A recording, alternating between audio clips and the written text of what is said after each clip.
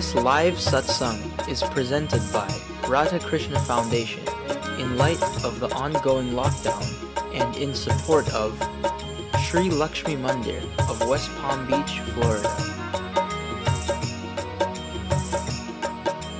Radha Krishna Dham of number 73 Village, Guyana.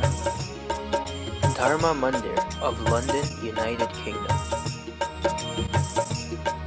And Shiva Mandir Ashram of Leguan Island, Guyana.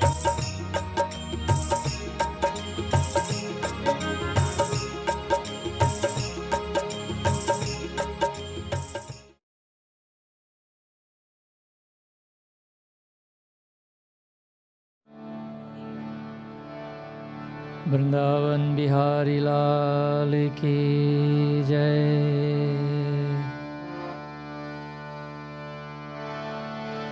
गुरुर ब्रह्मा गुरुर विष्णु गुरुर्देव महेश्वर गुरुर्साक्षात्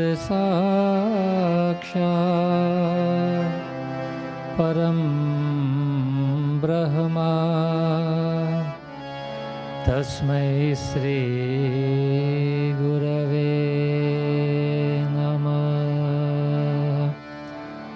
सद्गुरु महाराज की जय।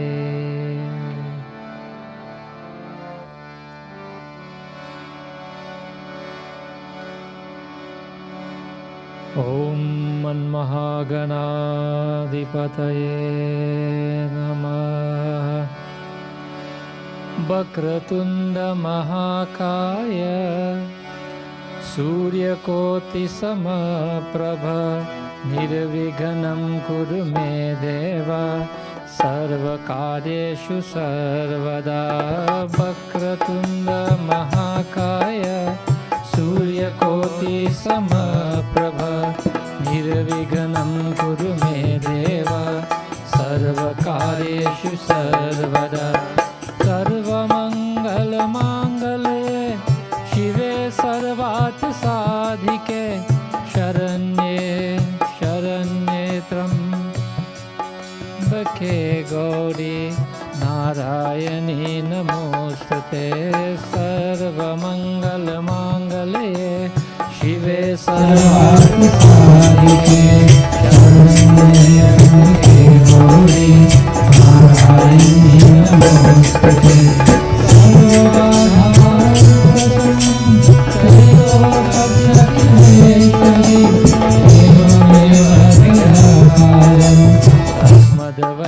अस्मद्वैरिविनाशनं लक्ष्मीकरोतु कल्याणम् आरोग्यं सुखसम्पदां मम शत्रुं विनाशाय दीपज्योतिर्नमोस्तुते। सिद्धि बुद्धि प्रदे देवी भुक्ति मुक्ति प्रदायिनी मंत्रमूर्ति सदा देवी महालक्ष्मी नमोस्तुते। रामाय रामभद्राय रामचन्द्राय वेदसे रघुनाथाय नाथाय सीताय पतये नमः। वसुदेव सुतं देवं कंसचाणूरमर्दनं देवकी परमानन्दं कृष्णं वन्दे जगद्गुरुं कृष्णं वन्दे जगद्गुरुं कृष्णं वन्दे जगद्गुरुं कृष्णं वन्दे जगद्गुरुम्।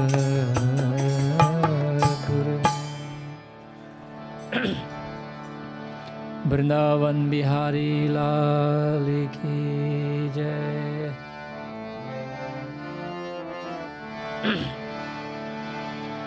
ओम नमः शिवाय। ओम नमः शिवाय। नमः शम्भवाय च मयो भवाय च मयस्कराय च नमः शिवाय च नमः शम्भव नमः शिवाय च Shivataraya Cha.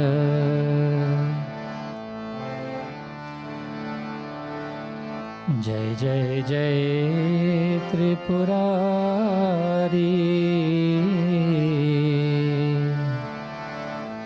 Jai Jai Jai Tripurari.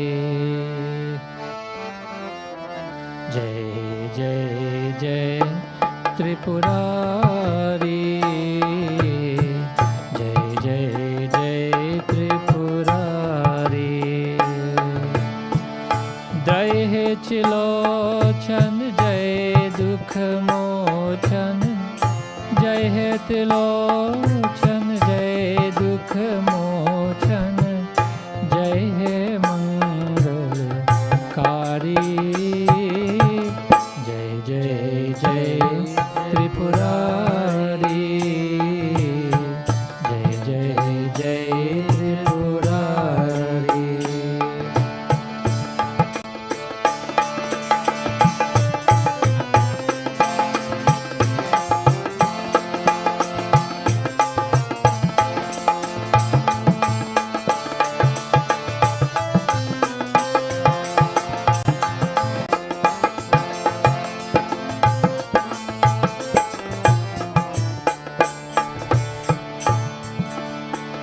मुक्ति प्रदायक सरल तरंगे, शीश जटा में शोभित गंगे।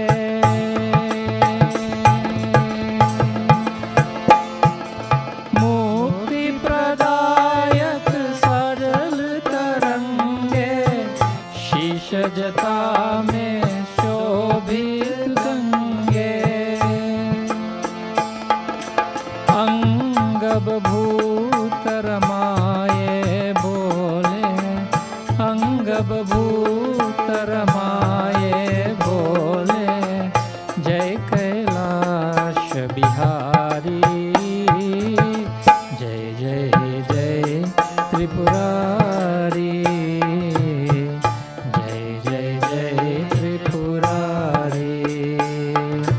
जय जय जय Tripurari.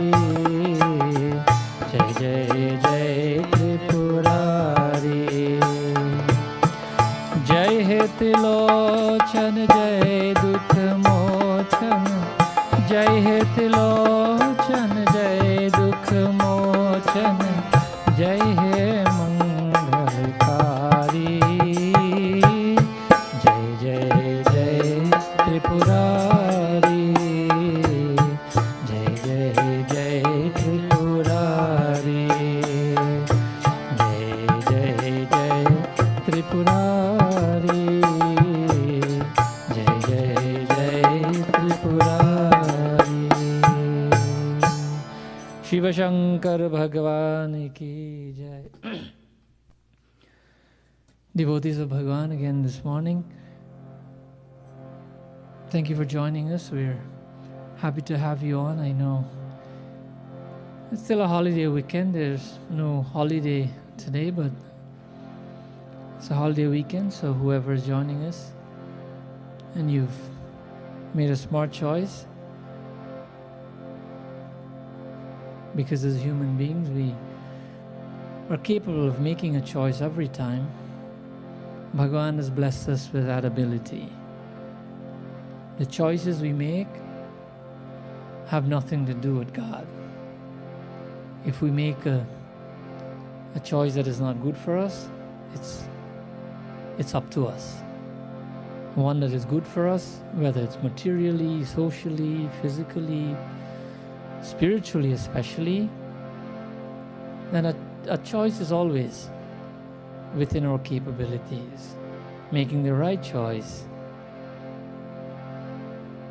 is usually, sometimes if not always, harder, especially to augment our spirituality. There's so many distractions in the world, but we should always try to stick with the scriptures, try to stick with that deep calling of ours as to what our purpose is, and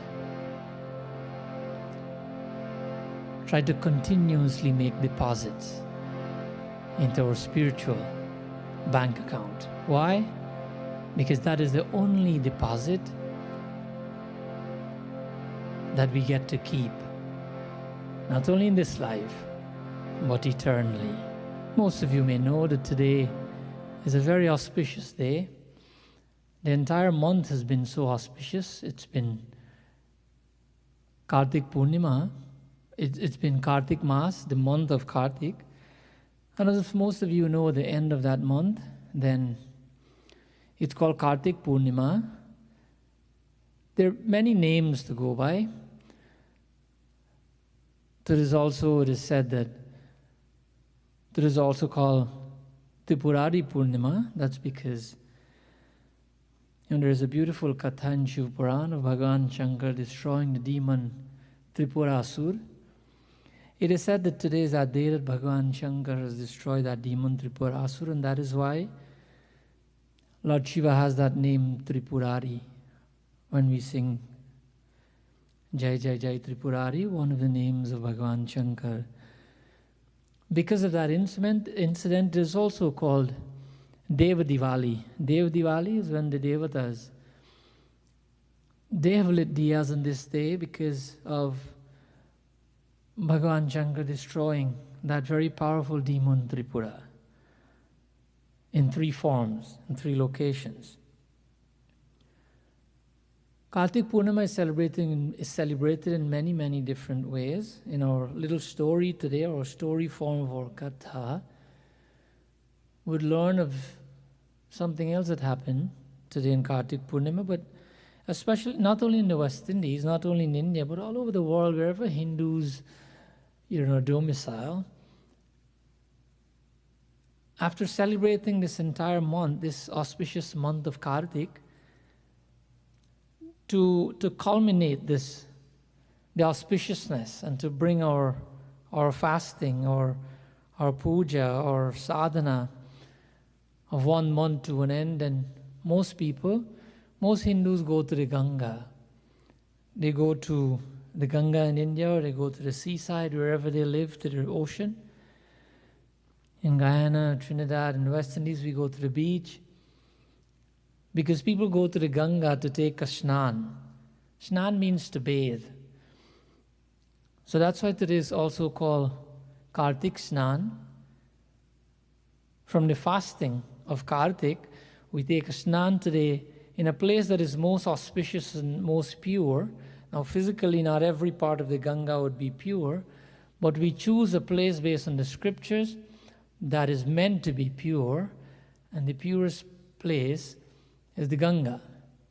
It's why we put some Ganga in that kalsa when we do puja, but that's a different explanation, because Brahma, Vishnu, Rigved, Yajurved, Samaved, they all reside on top of the kalash.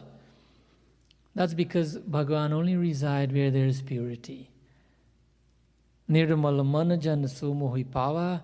If you want God to reside within us, then Nirmalaman, the heart has to be pure. So God resides where there is purity. Purity is in the Ganga, and so people take a bath today in the Ganga. And generally, when you go to the Ganga, you offer prayers, because the Ganga is a representation or an expansion of God. Ganga is not just a river. It's an expansion of God. Ganga, there is actually a personification of the river that is called Ganga, which is a form of God, or Varun. So this has sort of taken on its own life, mainly in the West Indies also, because, we all go there.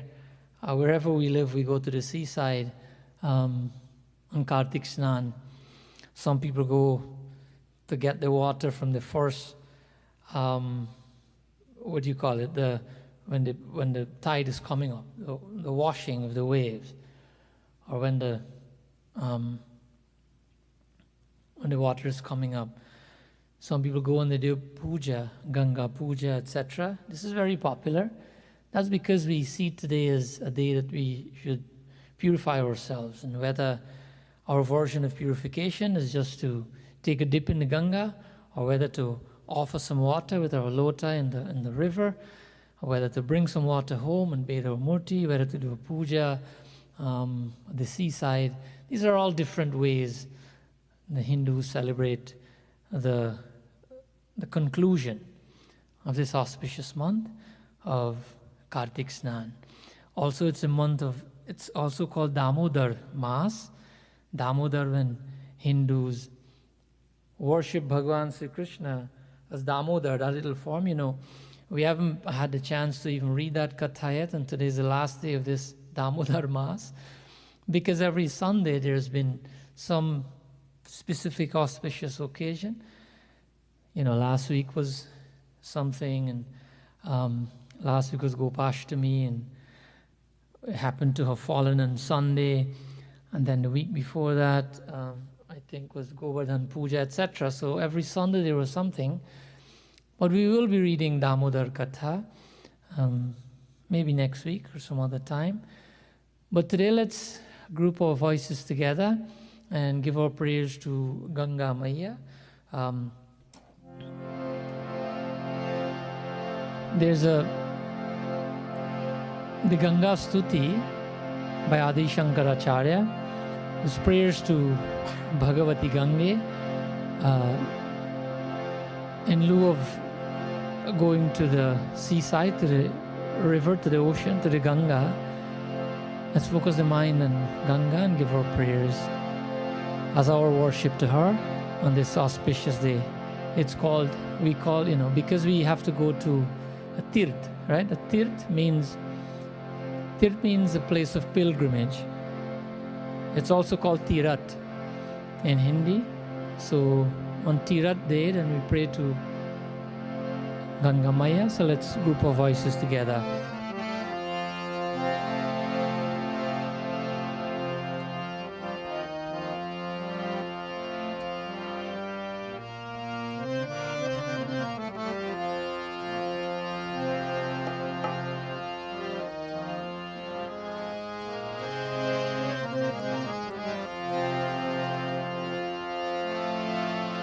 Gange Chayamune Shaiva Godavari Saraswati Narmada Sindhu Kaveri Jalasmin Sanidhi Kuru. Sri Gangaye Namah.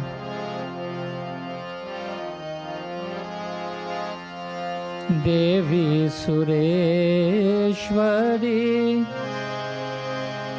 Bhagavati Gange Tribhuvan Tarini Tadala Tarange. The Ganga Stuti is long, has many verses. We'll just do 4 or 5 verses. I think the lyrics is available, so group your voices together as we sing to Divine Mother Ganga. Devi Sureshwari Bhagavati Gange Tribhuvan Tarini Tadala Tarange. Devi Sureshwari Bhagavati Gange Tribhuvan Tarini Taral Tarange. Shankar Mauli Harini Bimale Mama Matirasa Tav Pad Kamale.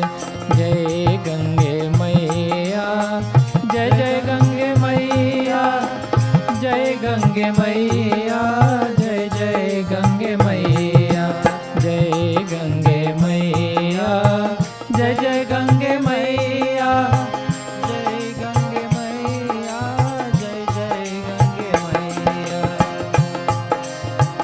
Bhagirathi Sukha Daini Matas Tav Jal Mahima Nigme Khyata.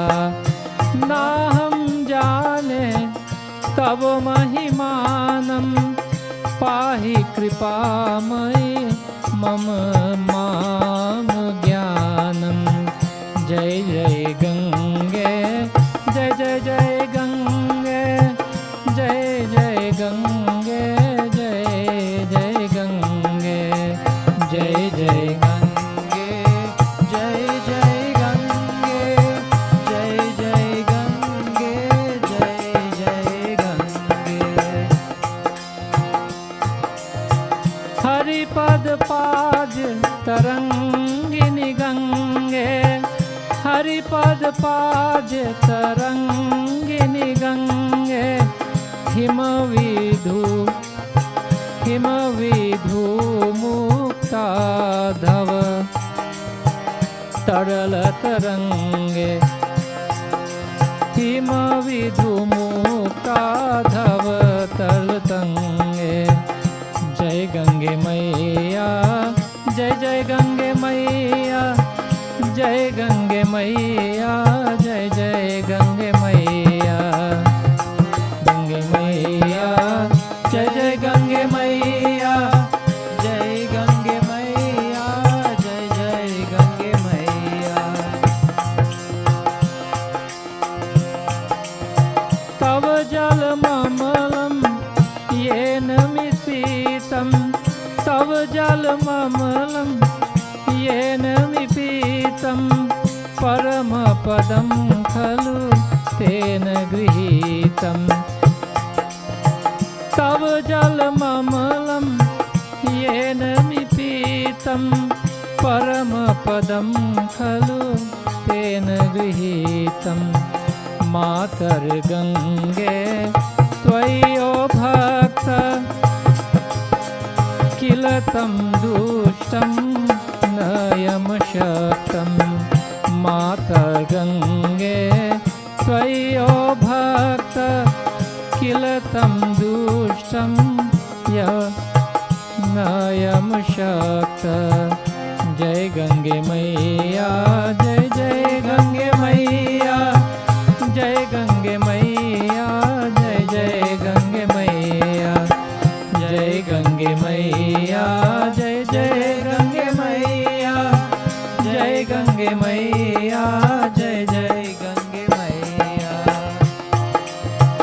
तव चैन्मात श्रोत्र स्नात, तव चैन्मात श्रोत्र स्नात, पुनरपि जतरे सोऽपि न जात, पुनरपि जतरे सोऽपि न जात।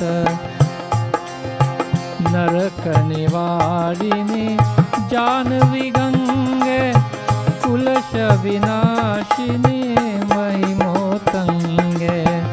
नरक निवासिनी जानवी गंगे, कुलश विनाशिनी महिमोतंगे। जय गंगे मैया, जय जय गंगे मैया, जय गंगे मैया, जय जय गंगे मैया, जय गंगे मैया, जय जय गंगे मैया, जय गंगे मैया, जय जय गंगे मैया, जय गंगे मैया, जय जय गंगे मैया, जय गंगे मैया, जय जय गंगे मैया। गंगा माता की जय।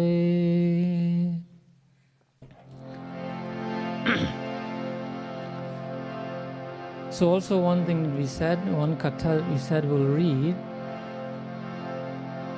is the katha of Tulsi. Tulsi Maharani, most of you, we all know Tulsi. We all know that Tulsi is not just a tree, but a divine tree, also a medicinal tree. And so as soon as we're back, we'll do the katha of Tulsi Maharani.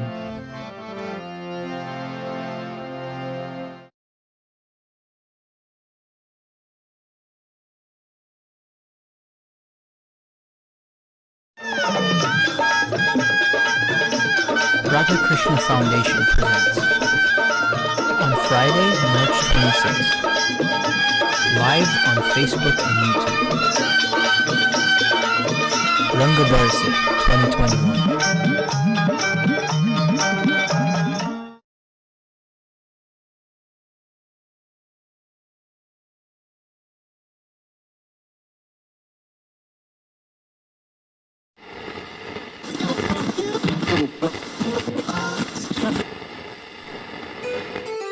Radha Krishna Foundation launches RKF Radio in our effort to promote Indian culture around the world. Our programs are designed for all ages, including Bollywood yesteryear, Bollywood latest for the younger folks, bhajans, and lectures from notable scriptures. RKF Radio. Live now at radhakrishnaffoundation.com.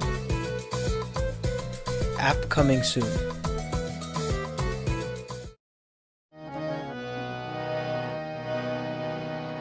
So, we also heard of this month, one of the auspicious parts of this month is because of Tulsi Vivah. We've heard that term so many times. We also know that Vivah means wedding. And so many of us are wondering, what is this Tulsi Vivah wedding? Well, it's a big celebration in many parts of the world, in many ashrams in India, probably other parts of the world. There's a wedding that takes place on Prabodhini Ekadasi. Prabodhini Ekadasi is a few days ago. Remember last week I told you that Wednesday or Thursday, depending what, calendar you're looking at, whether it's a calculated one or not. Prabodhini Ekadasi is the marriage of Tulsi and Bhagavan. Right? So we'll be reading that katha, not necessarily the wedding katha, but how that wedding came about, how that marriage came about. So we'll talk about, in a story form, the story of Tulsi. But before we do that, when you have a wedding, when we all have weddings, in a Hindu wedding, there's a long ceremony, 3-4 days, right? The first day, you have probably Mehendi. The second day you probably have Haldi, and then some people do Puja on the other day, and then the wedding the other day. But Haldi, what we call, some people say Hardi, the turmeric dye, the application of dye, Haldi on the skin of the Dulha, Dulhin. We also do Mehendi. So on a Haldi and Mehendi, with regards to Bhagavan, and Tulsi Maya will chant 2 verses of a song, then we shall read our katha. Haldi laga rahe hai Shri Vrindavan Bihari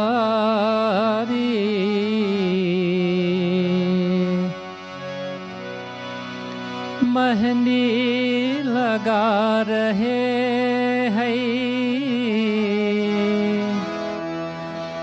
Hamari तुलस प्यारी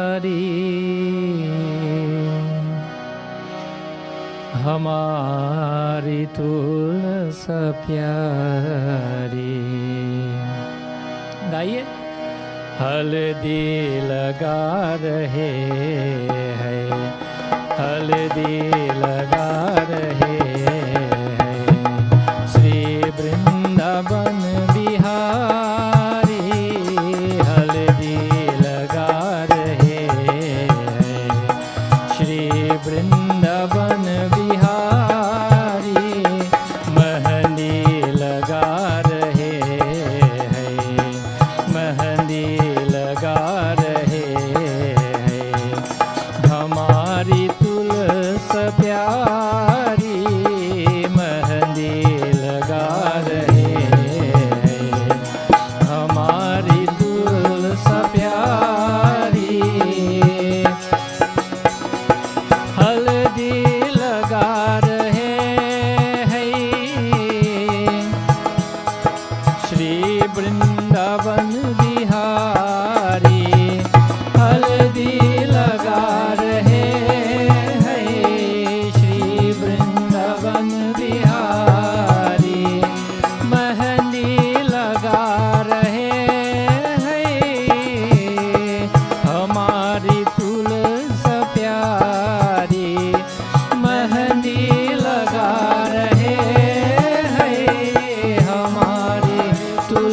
प्यारी, हल्दी लगा रहे, हल्दी लगा रहे, हल्दी लगा रहे हैं Shri Vrindavan Bihari. Those words are simple, right? We can understand. Haldi laga rahe hai means applying haldi on Vrindavan Bihari, on Kanhaiya or Bhagwan Vishnu, if that's how you see it. Mahandi laga rahe hai means the same thing. Mahandi, hamari tulsa pyari, on the loving tulsi. Tehara samukh sar par, that in this wedding, on the samukut sar par, that the mukut of Bhagavan is a little bit twisted. You know, when you put the mukut on the Shaligram Bhagavan for the wedding, it looks a little bit twisted, not by mistake, but on purpose, because for a style, you know, tehara, twisted on purpose for style. Rakha hai kisa dasi, karuna baras hai rahi. That in the wedding of Tulsi Maharani, karuna out of grace, out of God's grace, baras rahi hai. That the rain started falling. Karuna bhari nigah se. That the eyes are filled with contentment. The eyes are filled with grace, Bhagwan's grace. Binamol bik gai hai. That without anything, all the devotees, rich, poor, everyone, without any particular reason, they were all celebrating. हल्दी लगा रहे हैं श्री वृंदावन बिहारी, मेहंदी लगा रहे हैं हमारी तुलसा प्यारी, मेहंदी लगा रहे हैं हमारी तुलसा प्यारी, हल्दी लगा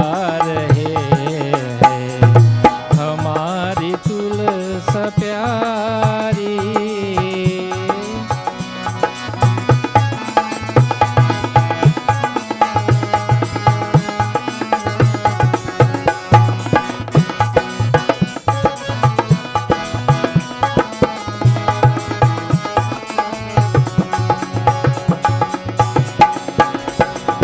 तेहरा सन्मुख सर पर रखा है किस अदा से, तेहरा समुकुत सर पर रखा है किस अदा से, करुणा बरस रही है करुणा भरी निगाह से, करुणा बरस रही है करुणा भरी निगाह से,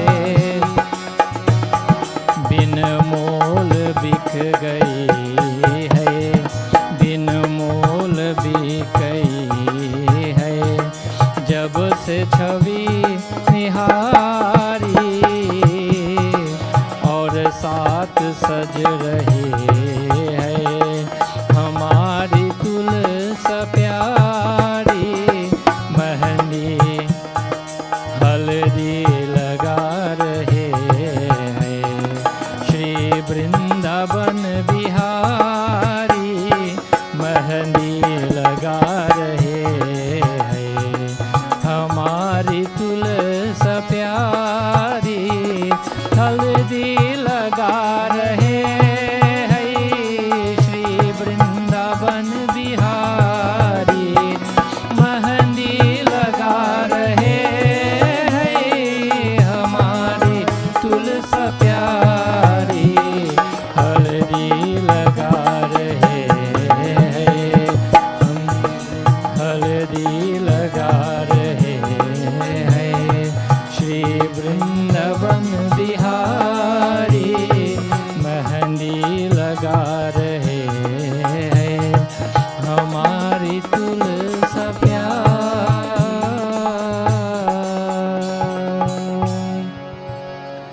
तुलसी महारानी की जय.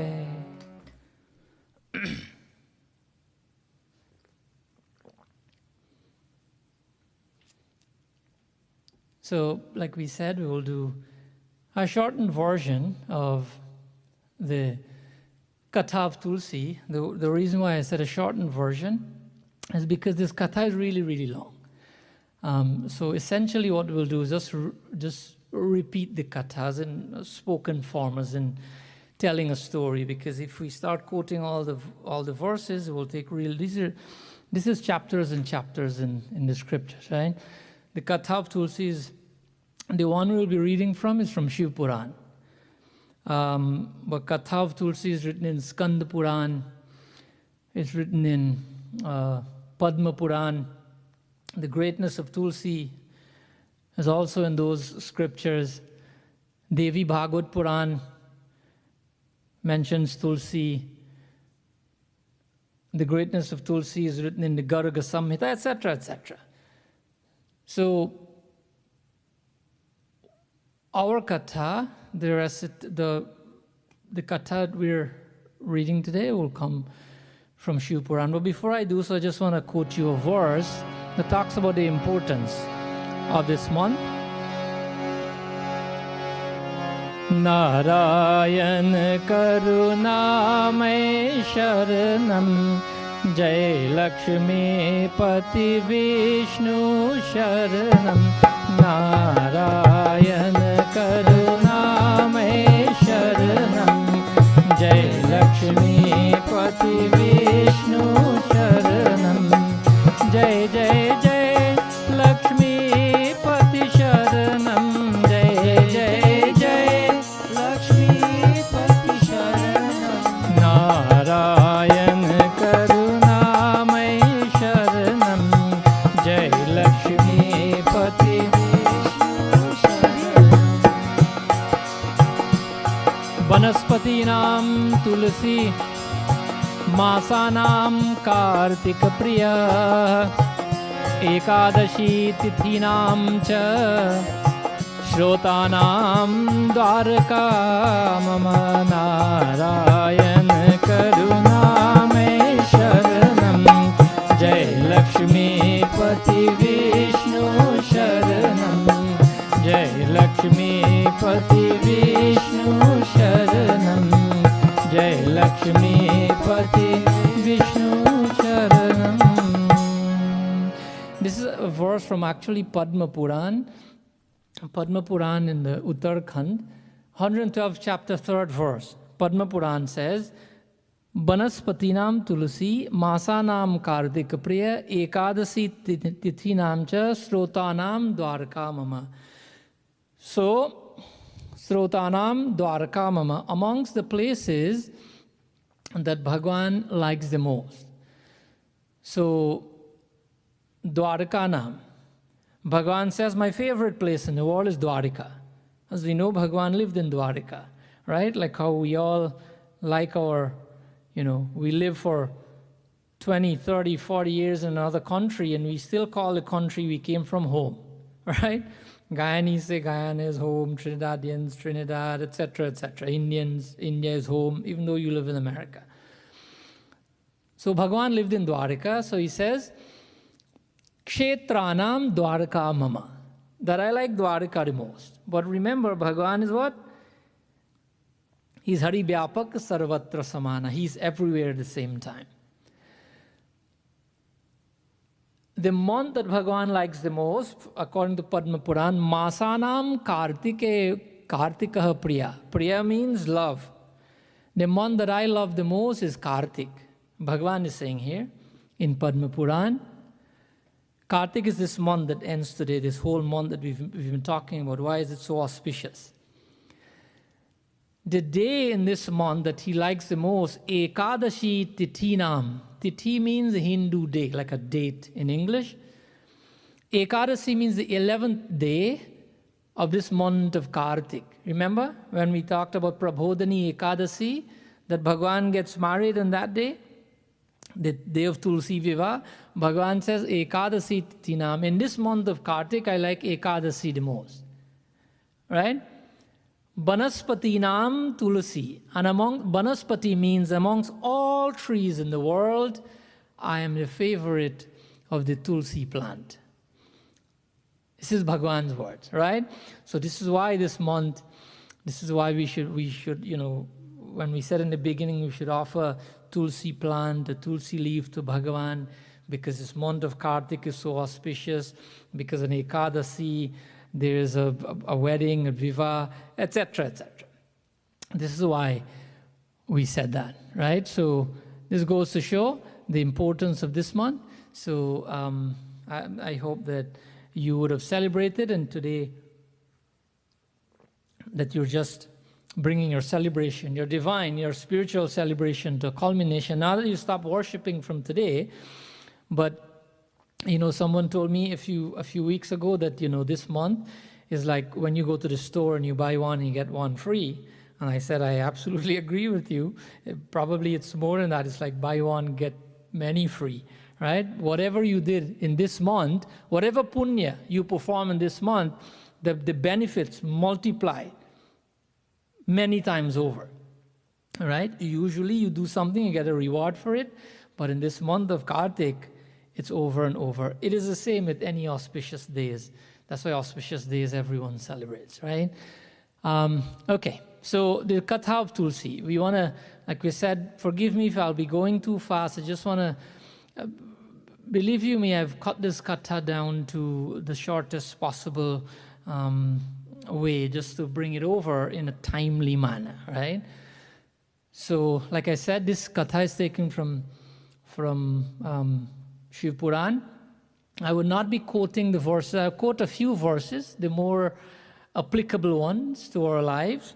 I'll be quoting, but outside of that, I'll just be telling the story. Right? So there was Dharma Dwaj. And so don't try to keep up with the names. I'm just setting setting the pace, setting the stage for the Katha. Right? Dharma Dwaj was a king. He was ruling the earth. So one day Bhagavan Vishnu is telling Shivaji, Dharma Dwaj was a devotee.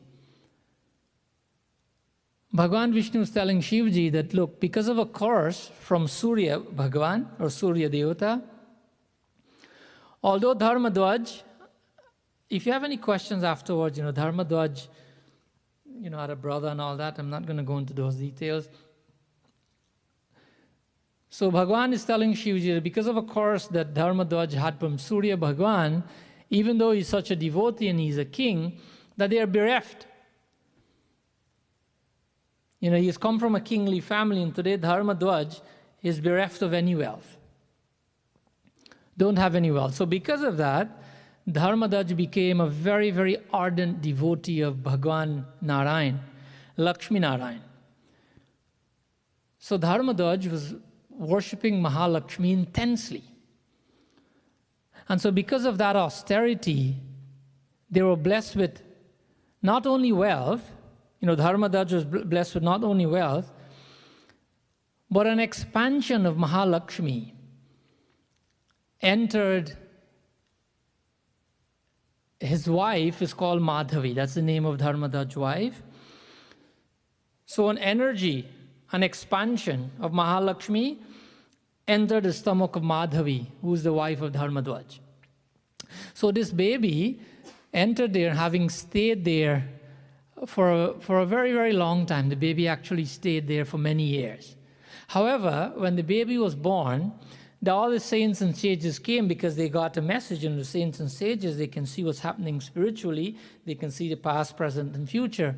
So they all congregated there. The day this baby was going to be born, they came to see this baby. And when they saw this amazing baby that is unmatched in beauty, in so many different ways unmatched. The saints and sages, you do Namkaran Sanskar, you give the baby a name. The saints gave this baby a name by Tulsi.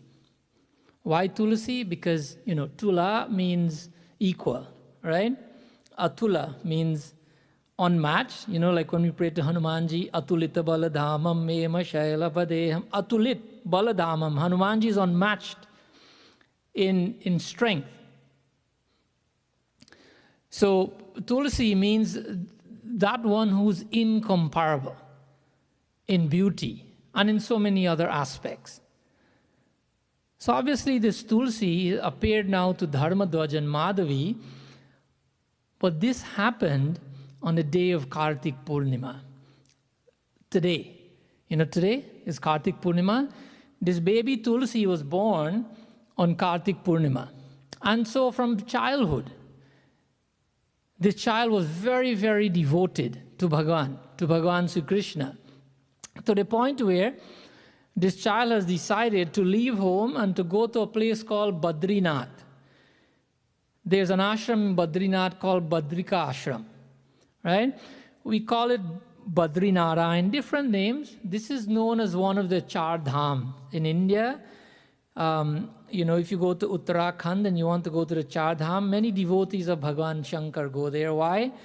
Because there are 4 places there. One is called Gangotri, one is called Yamunotri, one is called Kedarnath, and one is called Badrinath. Now, we won't go over the importance of those places, but Badrinath is where Bhagavan came as Nar Narayan. And Gangotri, Yamunotri, the origin of the Ganga and the Yamuna, etc. This is where Adi Shankaracharya installed a lingam of Bhagavan Shankar. It's 12,000 feet in the air, so you can only go in the summertime. But that information you can find online. So this Tulsi, this baby went to Badrinath and started doing austerities. For a long, long time, the scripture has given very fine details as to the tapasya that Tulsi did. We can find that in the Shiv Puran. So this child, now Tulsi, has engaged herself in tremendous tapasya, austerities in Badrinath, to the point where Brahmaji appeared and blessed her. What she was praying for, she was praying for a proper. One of the reasons for austerity was if she's to get married to someone divine. So Brahmaji appeared and blessed her that she'll be getting married to a husband who has only divine qualities. Tulsi said, look, Brahmaji, I appreciate your blessing very much. What I want is to get married to Narayan himself. I want to get married to Bhagavan, to Narayan. This is what she told Brahmaji. And so this was her request. This was the boon that she wanted, right? She asked Brahmaji of this boon to get married to Narayan himself. So here, like I said in Yuddha Kand, this is chapter 27 of Shiv Puran. Here it says that Mariche tanayo dhatu putroya kashyapo muni sadharmishta srishtikarta vidyagyapta prajapati. Now this is the 4th verse in the 27th chapter. It says it is the sage Kashyap, who is the son of Marichi and the grandson of Brahma. Right? So here Brahmaji's son, Marichi, his son, Kashyap. Right? Just outline it for you. Was a very virtuous person. He was called Prajapati. And he possessed great learning. Kashyap. We must have heard that name. Kashyap Muni. So, we've heard the names Marichi, Kashyap, Brahma, right? So this is Brahma's son.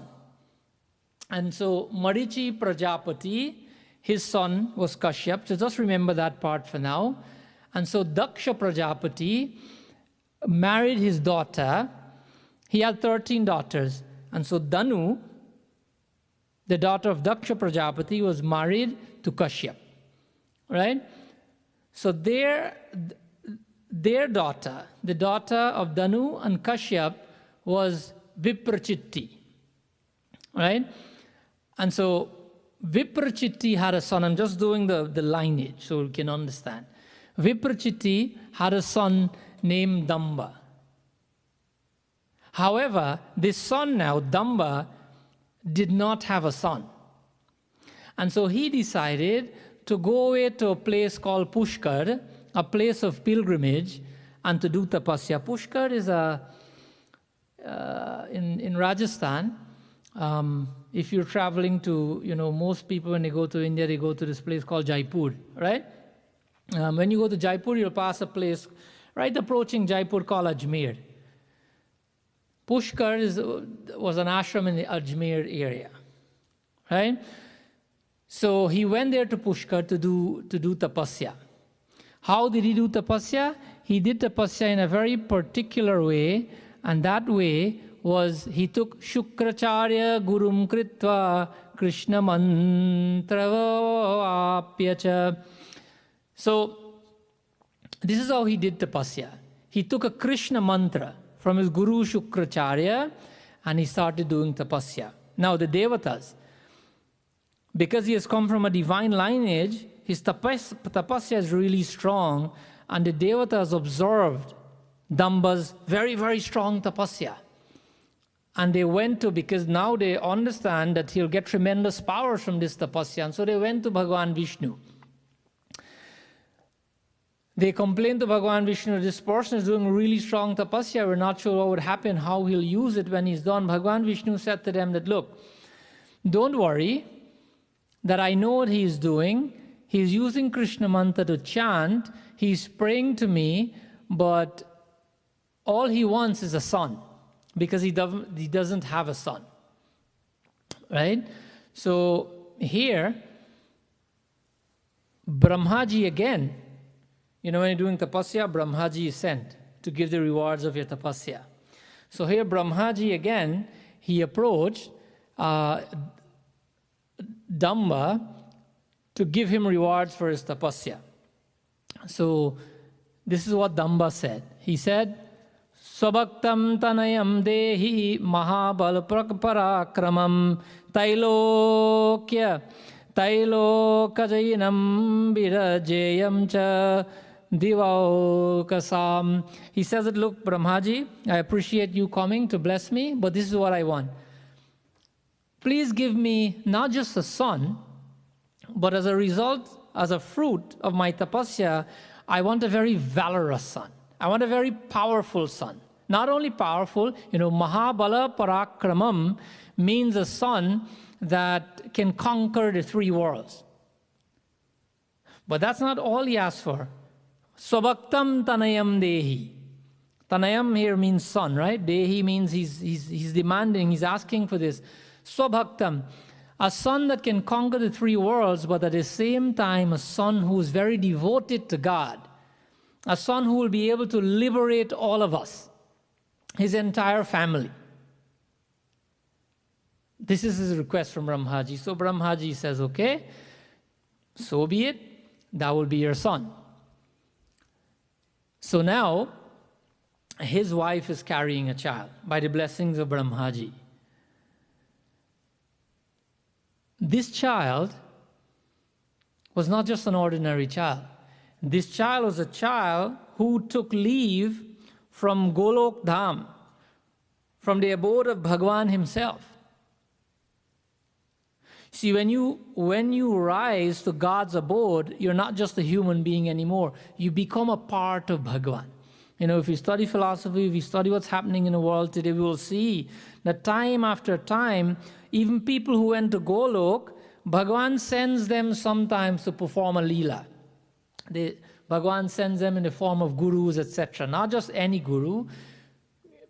Some people are sent from Golok to perform a leela and go back to Golok, because when you're in Golok, Vaikunt, wherever you are, you're not going to come back to earth to suffer. You come in the form of man, you look like a man, you act like a man, you behave like a man, you're giving divine teachings, and then you return.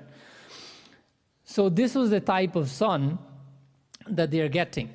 This son, according to the verse here, the 32nd verse, it said, Sudamanam gopoyo krishnasya parshadagravi tasya garve viveshadao radhasyaptasya yanmune. This son is no other than an eternal friend of Bhagavan Sri Krishna by the name of Sudama. Now many of us would have heard that name, Sudama. We know the Katha of Sudama very well. This is the Sudama who was risen to Golok that is now coming on earth to perform a Leela. So according to Shiv Puran here, that Sudama is now coming, and this is the child, because of the blessings of Brahma that has entered into that will be the son of Damba. So, according to the last verse we read, Brahma is now saying, remember he went to Tulsi Devi before, right? They gave the name, Tulsi Ji went to Badrinath to do tapasya. Brahmaji has come and has blessed this son, who's Sudama, and now having gone to Tulsi, because she is also doing tapasya at a different place, right? Brahmaji went there to give blessing to Tulsi and is saying to her that just like you, O Tulsi Devi, there is another divine part of Sri Krishna by the name of Sudama.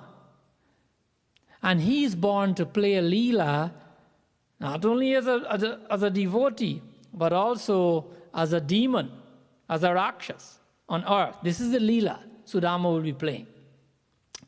Brahmaji is saying to Tulsi that he is now doing tapasya on earth, right now, as we speak. That you will get married to that individual. This individual is Sudama. That you'll be getting married to Sudama. So what you should do now, after having gotten married to Sudama, and with the passing of time, because of your tapasya, you have to go through these steps before your wish can be fulfilled. So get married to Sudama, and with the passing of time, with the passing of time, you'll get to marry. I'm a little bit distracted, I'm sorry. You'll be able to get married to Narayan. So like I said in the Katha, that this child was Sudama when he was born, and he was blessed by the sages, and his father gave him a name. His name was not Sudama, but his name, the name he got when he was born after the tapasya of his father, the name is Sankachura, right? You probably have heard that name before. So this Sudama now is named Sankachura. Sankachura, when he was born, his father went to do tapasya. Sankachura, because he's a divine baby, he also went to Pushkar and did austerities. Now Brahmaji came to bless him, of course, after his tapasya. These are rigorous, very, very, very serious, long tapasya. Brahmaji came to bless him for his tapasya. Remember, one of the blessings will be for him to be invincible. Remember what his father asked for? Not only a child that is a devotee of God, but someone who can conquer the three worlds. So one of the blessings, Sudama, whose name is Sankachud, so we'll use that name now, Sankachud will get a blessing to become invincible. And so Brahmaji is telling Sankachud now of the blessing he is giving him. Sankachud spoke to Brahmaji and said that, look, thank you very much, Brahmaji.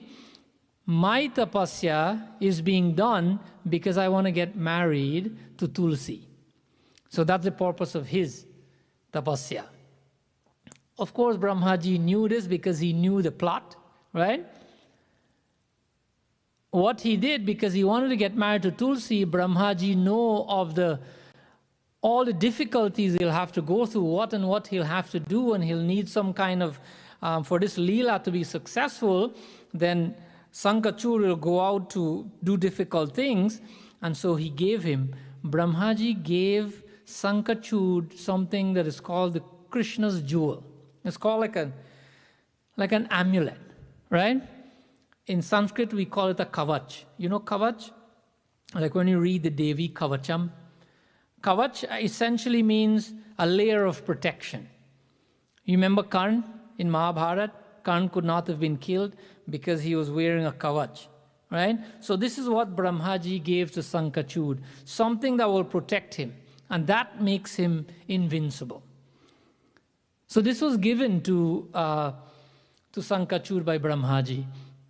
And so what transpired next is in the 7th verse here, it tells us, Badri sampyahi tvam tulasya sahatatravai vivaham kuru tattaiva satapasyati kamayat. Now, what happened is that Brahma said, he said to Sankachud that, look, now that you're invincible, I want you to go to Badrinath. Remember, Tulsi went to Badrinath to do tapasya, right? Go to Badrinath. That the same way that you're doing tapasya to marry Tulsi, the same way she's doing tapasya to marry you. All right? So they're both doing tapasya, being divine, being pieces and particles of Sri Krishna. They know exactly what their purposes are, right? So Brahmaji said, okay, now you go to Badrinath and you'll meet Tulsi there, that she is the daughter of Dharmadhwaj. Brahmaji gave him all instructions. Sankachud received the amulet. He tied it around his neck, because the amulet is a most auspicious thing. So he tied it around his neck, and he went there to Badrinath to follow Brahmaji's instruction. Sankachud approaches. Remember, I'm just going this real fast, right?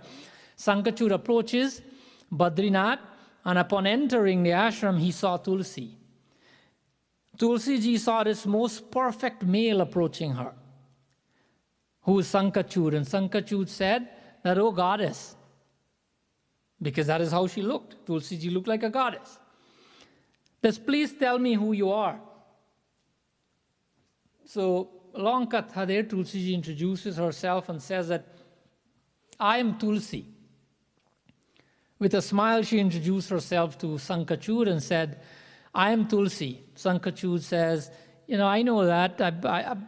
I know who you are. I know who Tulsi is because you're a divine child of Dharmadhwaj and Madhavi. And you are here because of a result of their tapasya. So they've introduced themselves to each other. They're talking to each other and they're having a conversation. Brahmaji appeared. He said, hey, enough of this conversation, time to get married. That's why you came here, right? So Brahmaji urged them to get married. The wedding was done right there. Flowers started to, be showered from the heavens. The devatas showering flowers. They were married right there. But that's not the wedding we're talking about, right? It's just a part of the process. So now Sankachud, he has this very powerful person in his life. Who's his wife? A chaste woman, a woman with divine qualities, a woman who, a female person who's not just a woman, but a person who has tremendous secret internal powers that can, in as much as Sankachud is so powerful, that this person, Tulsi, you may have also heard the name Brinda. Now, this person has powers that can, if anything can go wrong with Sankachud, it wouldn't happen under her watch, under the watch of Tulsi. Because remember, she's a divine child. Sankachud, knowing that now his dear wife is a person of tremendous powers, him being blessed to be invincible, now guess what happened? Knowing that he has all that power, he starts using it in ways that are in less favorable ways, right? Meaning that he started wreaking havoc in the whole place to anybody he met, including the devatas. So the devatas, to that point, they realized the power of Sankachud and they went to Brahmaji. They said, look, you bless this person. Sankachud, you blessed him, you gave him the amulet of Bhagwan, and now he's a threat. Because, as you know, with power comes what? Comes pride, right? That Bhagwan, that, oh, Brahmaji, you have to help us. That this person It's only a matter of time before he destroys everything and everybody. Brahmaji says, look, there's nothing I can do about this. I've given him my blessing already. But let's go to Kailash. Let's go to ask Bhagwan Shankar. So they went to Bhagwan Shankar. Bhagwan Shankar said the same thing. Look, this is a devotee. What can I do? I cannot do anything. He already got his blessing from Brahma. Let's go to Vaikuntha. They all went to Vaikuntha, is the abode of Bhagwan Vishnu. They went to Bhagwan Vishnu, and Bhagwan Vishnu says to them that, look, don't worry, that I will protect you. I understand what's happening here. Bhagwan Vishnu said that Sankachud, he's repeating now to the devatas, that Sankachud has a jewel, the amulet, that protects him. I will have to figure out a way how to get this amulet from him, how to get this kavach from him, because as long as he has that kavach, nobody can defeat him. But there are two things that we have to figure out. One, when we get the kavach out, Sankachud has an even more powerful protection. What is that? Sankachud has a wife, and his wife's chastity is even more powerful than Sankachud's amulet. That has to be violated in order for him to be defeated. So two things need to be accomplished here. Bhagwan Vishnu is telling Brahma, Shankar, Bhagwan, and the devatas. In the meantime, Bhagwan Shankar is contemplating, oh, how can I get this amulet? How can I get this amulet? How can I take this away? And he's thinking, Shivji is thinking, the only way to get this away from Sankachud is to purify his thoughts. But like we all know, Bhagavan doesn't perform our actions. We perform our actions with our own free will. If Bhagavan was to direct us how to perform our actions, everybody will be a saint. And everybody will go to Bhagavan's abode. No, but we've come with free will, so we use that to perform actions. So that wasn't a viable option. Bhagavan Shankar trying to manipulate the thoughts of Sankachud, this wouldn't work. So he decided to do something different. Bhagavan Shankar, he has this, an aide, like a servant, the head of his army called Pushpadanta. So he sent Pushpadanta as an ambassador, sent him to Sankachud to try to influence his mind. Pushpadanta went to Sankachud. He had a long conversation with Sankachud. He told Sankachud that, listen, what you're doing is not right, and there will be repercussions for it. Why? Because all these people that you're about to harm and that you have harmed, they have gone to Bhagwan Vishnu. They have lodged a complaint against you, and Bhagwan Vishnu has pledged his support, his shelter to all these people. So there's a lot of trouble ahead of you, and you should not you should not continue to do this. That what I think you should do is return everything that you've taken from everybody, stop this fighting, because if you don't stop defeating and harming people, a huge war is it's imminent, it's coming. Sankachud listened to everything. When Pushpadanta finished speaking, he said, no, thank you. He refused. He refused all of it. He doesn't care because he knows that he's invincible. So he's flaunting his power to who's wrong and who's right and anyone in between, etc. So what happened? War was imminent. Bhagwan Shankar is now to engage in war with Sankachud. Because he refused, he is now telling his wife, Sankachud is telling his wife Tulasi that, look, I'm going out to war. I'm going to be fighting with Bhagwan Shankar today. And Tulsi is restless because you're fighting with Bhagwan Shankar. He says to her that, look, you don't worry. I cannot refuse a battle. I'm a Kshatriya. When war is called upon, I have to respond. I will be victorious in war or I will die as a Kshatriya. Those are my two options. Tulsi ji was not able to influence him or to disinfluence him. Shivaji, it's all the details is in Shiv Puran where they met at the bank of a river, etc. But Sankachud met with Shivaji immediately before the war, and even Bhagavan Shankar tried to put some sense in his head that don't do this. Don't fight a war. That this is not gonna, it's not a good thing to do to harm so many people. That Sankachud, please give up. Give up this crave for wealth and for power, because that's what Sankachud was doing. Return the kingdom to the Devatas and surrender. Take shelter in Krishna. Take shelter in Sri Krishna, and everything will go well for you. Of course, like Ravan, Sankachud again listened, and he did not heed any advice from Bhagavan Shankar. So inevitably the war commenced with Bhagavan Shankar and Sankachuda. Sankachuda is very powerful. And so Bhagavan Shankar is now thinking that he should take his trident and just launch it upon Sankachuda and destroy him, because he's killing so many innocent people. Bhagavan Shankar realized that this person has the amulet that is given to him by Sri Krishna, by Brahmaji, that I cannot do that. That actually will be dishonoring Brahmaji's word. The way the Devatas operate, not like us as human beings, right? We try to show who's more strong, who's stronger, who's better, who has the last word, who's more powerful. We have this backbiting business going on as human beings. We try to show up each other, undermine the other person. But Bhagavan Shankar is thinking, no, I cannot dishonor Brahma's word.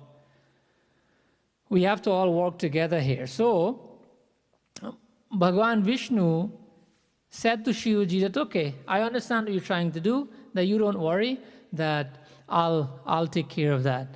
So Bhagavan Shankar, now according to this verse, it says, Briddha Brahmana Veshena Vishnur Maya Vinangvara Sankachuro Pakantham Cha Gatpo Vaya Cha Satam Tada. So here, what did Bhagavan Vishnu do? Briddha Brahman. Briddha here means old. He took the form of an old Brahmin and he approached Sankachud. He says, O Lord of Danavas, he's addressing Sankachud, that I'm here for some alms. Give me some alms. That is what I've come for. Sankachud said, okay, anything, whatever you want, tell me, I'll give it to you right now. This old Brahmin says, I'm not going to tell you what I want until you promise that you will give me. When you promise that you'll give me whatever I ask for, that's when I'll tell you what I want. He says, okay, no problem, because he was a Dani as well. When he promised, then Bhagavan says, I am here to ask you for this armor of yours, this kavach of yours. Sankachud had already promised, and he took the amulet and he gave it to this old Brahmin, who was Bhagavan Vishnu himself, took that form. In the meantime, this amulet is his vital breath. He cannot survive without that. And so now in the form of a priest, of a pandit, of an old Brahmin, Bhagavan Vishnu, he wears the amulet. He wears it, he transformed again as he left where Sankachud was standing, and he took the form of Sankachud. Why did he do that? Because now, as Sankachud, he can enter into the kingdom of Sankachud. He entered there, he approached the house, the palace of Sankachud. Tulsi Maharani saw him. The whole place was rejoicing, because usually when Sankachud goes to war, he's victorious. And when he comes back, they have this huge celebration. So everyone saw him, everyone's rejoicing. He walked into the house of Sankachud. This is the old Brahmin, Bhagavan Vishnu. And Tulsi Maharani is now thinking, my husband has come home. And he's victorious. Baraji, take a seat, treat him the same way she treats him all the time. Ensure that he's okay, he's well rested, speak with him very lovingly. And Tulsi Maharani is now speaking to Bhagavan Vishnu, who's not Sankachud, of course, with the same sentiments, the same mindset that she speaks to her husband with, Sankachud. Now it's time for him to have a meal, having rested for a little bit. Tulsi Maharani is washing his hand and holding his hand. She realized, this is not my husband. You are not Sankachud. She got alarmed. She stopped doing everything. Her mood changed. She got very upset. She was very suspicious. And she asked him, are you Sankachud? Bhagavan is not answering. And then she decided, you are not Sankachud. Explain to me who you are. You've come into my house and you've violated us. Now tell me who you are. Because she got really furious. Bhagavan now is explaining to Tulsi Maharani that, look, you meditated to get me as your husband. You? I already have my husband. Bhagavan Vishnu took his original form. Sankha, Chakra, Gada, Padma, Chaturbhuj, 6 feet tall, blue in complexion, have weapons, beautiful eyes. And she saw Bhagavan Vishnu. You've done a lot of tapasya to marry to me. Can you remember? You asked Brahmaji, do you want to marry to Narayan? She's not listening to anything because she's so upset. Sometimes we're so single-focused that we're missing the big picture. Because this Leela is designed, Bhagavan Vishnu is saying to her that this Leela is designed to accomplish that. But she's not listening to anything, of course. You lose sight of the big picture when you're stuck in what is present. When you're stuck in something that you want for yourself today at this moment.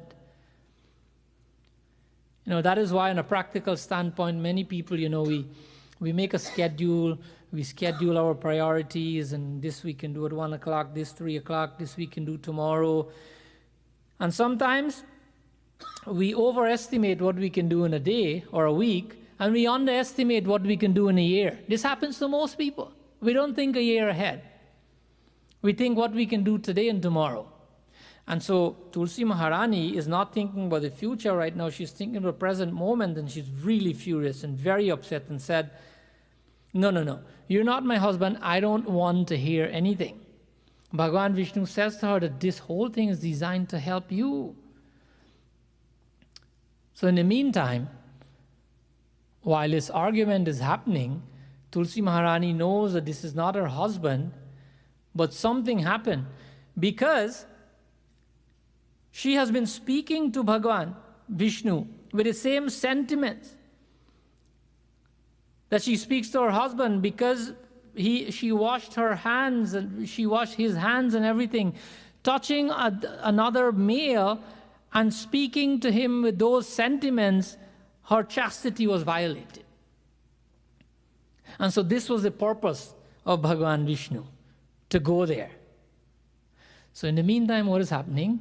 Bhagavan Shankar is having a battle with Sankachud in the battlefield. Now that the chastity of Tulsi is violated because she has touched Bhagavan Vishnu, thinking that this is her husband,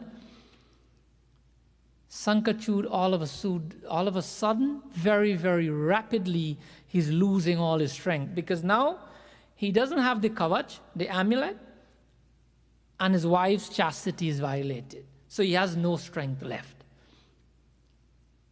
So Bhagavan Shankar decided, and he took his Trishul out and launched it at Sankachud. The Trishul. Sankachud recognized that this is the Trishul of Bhagavan, a most powerful weapon. He stopped doing what he's doing, he put his hands together, and he's meditating now on Bhagavan. As the Trishul is approaching him, he cannot fight back to that. Sankachud became a pile of ash and bones by the Trishul of Bhagavan Shankar. Shankar Bhagavan came there, and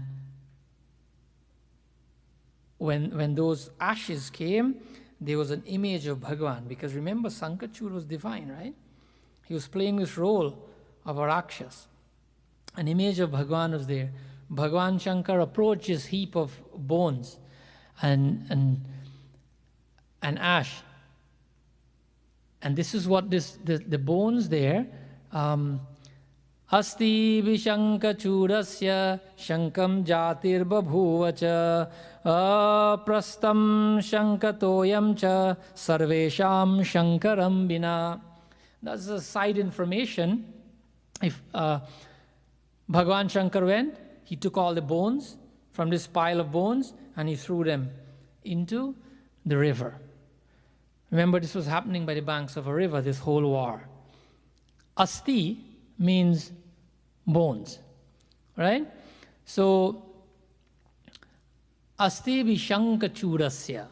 When he threw the bones into the river, those bones of Sankachura became the first shank. You know the shank that we blow? That's why, shank is a religious thing. We use it in religious ceremonies, right? We use it when you're doing coronation for a king. We use it when you're doing Upnayan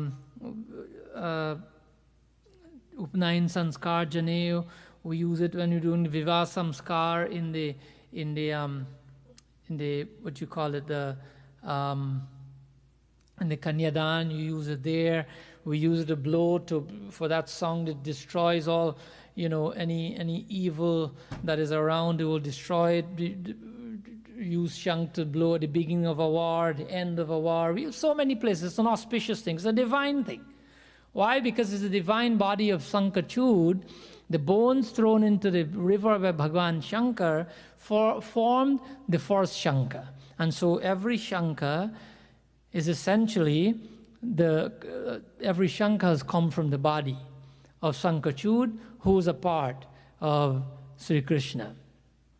So now Tulsi Maharani, as we come to the end of the Katha, she's still speaking with Bhagavan, and this is what she says to Bhagavan Vishnu.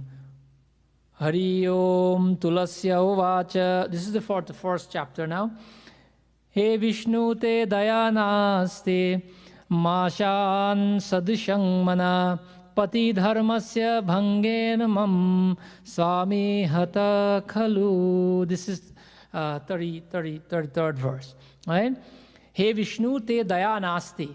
Tulsi is speaking that, you know what? You claim that you're Bhagavan, but your mind is like a rock.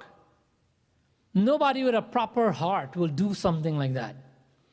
You have come here, you have tricked me, you have violated my chastity, and now my husband will be doomed, because Tulsi Maharani knew that she is the protection of her husband. And as long as she kept her fidelity, as long as she kept her chastity, her husband will be protected. Doing wrong or right doesn't matter, because she's so powerful. She said to Bhagavan Vishnu that now my husband will be destroyed, and you have done that because you have a heart of a stone. Because you have a heart of a stone, today I curse you that you will become a stone. Cursing Bhagavan. Tulsi is now cursing Bhagavan Vishnu. In the meantime, Bhagavan is standing there very composed and very quiet and not quarreling, and he accepts his curse. But the scriptures help us to understand why did Bhagavan, Bhagavad Mahapurana has a beautiful verse in the 9th canto, in the 4th chapter, the 63rd verse, Bhagavan, we can just chant the verse. Mukund Madhav Govind Bo Keshav Madhav Hari Hari Bo Mukund Madhav Govind Bo Keshav Madhav Hari Hari Bo Hari Hari Bo Hari Hari Bo Hari Hari Bo Hari Hari Bo Hari Hari Bol, Hari Hari Bol, Hari Hari Bol, Hari Hari Bol, Hari Bol, Hari Bol, Hari Bol,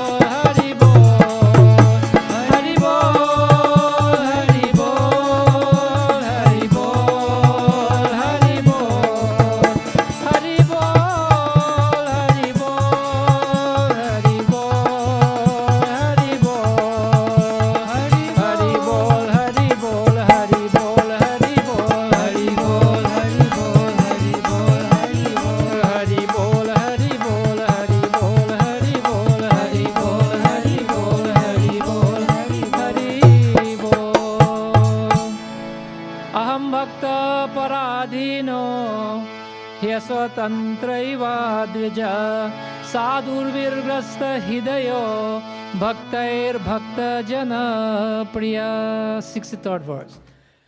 4th chapter, 9th canto, Bhagavad Mahapuran. This verse says that the reason why this didn't bother Bhagavan Vishnu is that here Bhagavan is saying, Aham Bhakta Paradino. I am completely under the control of who? Under Aham Bhakta. I am controlled by my devotees, whatever they want. That I am not independent. I exist to make my devotees happy, whatever they want. Grasta Hridaya, that my heart is controlled by the thoughts of my devotees. You remember Bhagavan Sri Krishna took a vow not to pick up any weapons in the Mahabharata war. Do you remember that? And he violated that vow also. Why? Because of a devotee. Bhishma Pitamaha, he wanted to see Bhagavan as a warrior at least one time in his life. Bhagavan picked up, remember, the wheel of the cart and posed off on Bhishma Pitamaha that I'm going to fling this on you if you don't start behaving yourself. And then Bhishma Pitamaha bowed and said, Bhagavan, my life's mission is now fulfilled. It's complete. All I wanted to see is you in the position of a warrior. So many other examples. However, coming back to the Katha, that this is why Bhagavan wasn't worried. He says, okay, that I have accepted your course. So now in the other verse, Bhagavan is now saying to Tulsi Maharani that, look, Tayeyam tanuru shrishta nadi rupa bhavedeha bharate punya rupa sa gandakiti cha vishruta. So now this is how this whole Tulsi Vivaha has come about and everything that we talked about before. Bhagavan Vishnu is now telling Tulsi Maharani that, look, I have accepted your course, but it's also the end of your existence in this form that you have right now, this human form that you have as Tulsi, is the end of this. That the body that you'll be casting out now shall become what is called the Gandaki Nadi, the Gandaki River in Bharat. Well, technically, this place is now Nepal, right, where this happened. That there will be this sacred river in this part of the world called the Gandaki Nadi. That, oh great lady, as a boon granted by me, your body will become Gandaki, and the hair of your body will become what is called Tulasi. So now, the hair shall become a Tulsi plant, and the rest of your body will become the Gandaki Nadi. That your existence in this form has now come to an end, and this is how you will be serving the world from this point onwards, permanently. So in the other verse, it says that as a result of your course, Bhagavan is now saying, he says, Harirve Shaila Rupi Cha Gandaki Tirisannidhau. That as a result of your Bharate Tava Shapat, Shap means a curse. As a result of your curse, I shall assume the form of a mountain on the banks of the Gandaki river. Now this mountain is known today, I think, as the Annapurna mountain. It's in Nepal, because in this part where this war happened, it's called Muktinath in India, and Muktinath is now in Nepal. So the Annapurna, Bhagavan has decided that he'll create this mountain that is now called the Annapurna mountain, and he'll accept his course given by Tulsi. He'll become a stone. What would happen is that there will be stones, little stones that are formed on this Annapurna mountain. And according to the other verse, the 49th verse here, it says here that the 51st verse, not the 50th verse, that Shalagram Shila Sahi Tarbheda Dati Punyada Lakshmi Narayana Kyadi Shankabheda Vishyati. That I've accepted your curse, I will become a stone. I'll also assume and become this mountain. And what would happen in this mountain, that there will be crores and crores, meaning tens and tens of millions of very, sharp toothed worms. There will be a kind of worm there with very sharp teeth. They're generally called the Vajrakit, right? These worms. And they shall erode these rocks that are formed on the Annapurna mountain. They'll carve rings on them with their teeth. When that happens, those rocks will now fall into the Gandaki river. Those rings that will be formed in these rocks will take the shape of the Sudarshan Chakra, of Bhagavan Sudarshan Chakra. Now, when that happens, and according to Shiv Puran, they will make many different shapes. The different shapes, the Shaligram will be called by different names. But just look at one from now. Some are called Lakshmi Narayan, etc. Right? The one that has the form of the Sudarshan Chakra would be called Shaligram. That Shaligram, that piece of rock, of a dark, rain-laden cloud color, that piece of stone will now fall into the Gandaki. When it falls into the Gandaki, that will constitute the marriage of you and I. So that will be something that will happen forever into eternity, but at that point, both Bhagavan Vishnu and Tulsi Maharani, they have ascended to Golok Dham, to Bhagavan's abode, in their divine body. In their physical bodies, according to the curse, Tulsi, her body becomes the Gandaki, her hair becomes Tulsi. Bhagavan has assumed the form of a mountain, and he has become stones in that mountain. Because Tulsi Maharani cursed him, they become a stone, and when those stones are formed and they fall into the Gandaki, they constitute the marriage of Shaligram and Bhagavan Narayan. We can follow why, right? Because one is Vishnu, one is Tulsi Maharani. So that is why today, on Prabodhani Ekadasi, we see, devotees take the Shaligram, they decorate it very, very beautifully. They put eyes and nose and decorate it looking like the face of a person. They put a pagri, etc. And they put a beautiful Tulsi plant next to it. They dress up the Tulsi plant in a sari, in a red sari, and then they do a wedding. Essentially, they sing wedding songs and do arti, and what they do looks like a wedding. Because that's a wedding of Shaligram, and Shaligram, who's Bhagavan Vishnu, and Tulsi Maharani, who's now the Gandaki river. But they have ascended in their divine bodies to the heavenly abodes. Heavenly meaning to Bhagavan's abode. Right? So that is how the marriage of Tulsi Maharani and Bhagavan Narayan came about.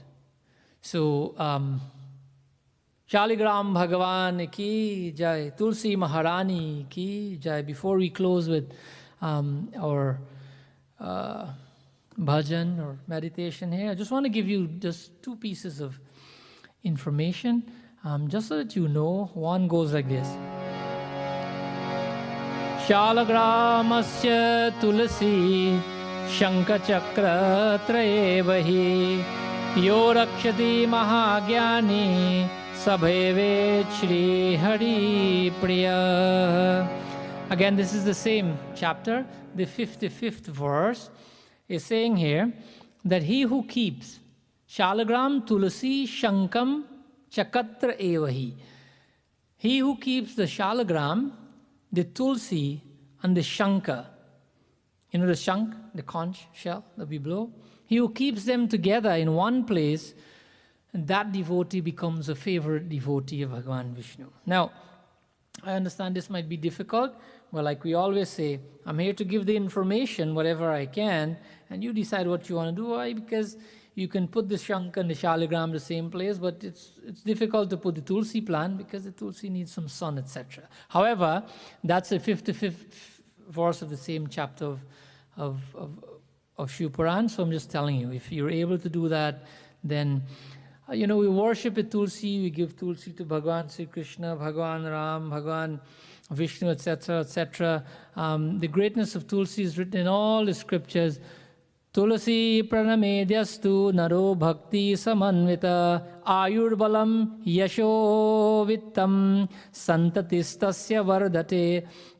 This actually is Padma Puran in the Kriya Yoga Khand. Chapter 24, it talks of the greatness of Tulsi, and it says here that the life, the strength, fame, wealth, progeny of one who devoutly bow to Tulsi plant grows.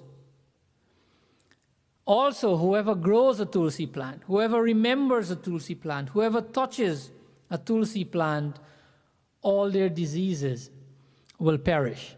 In another verse, it says, he who would worship Bhagavan Vishnu with tender leaves of the Tulsi quickly gets whatever he desires. This is the 45th verse of Padma Puran, chapter 24.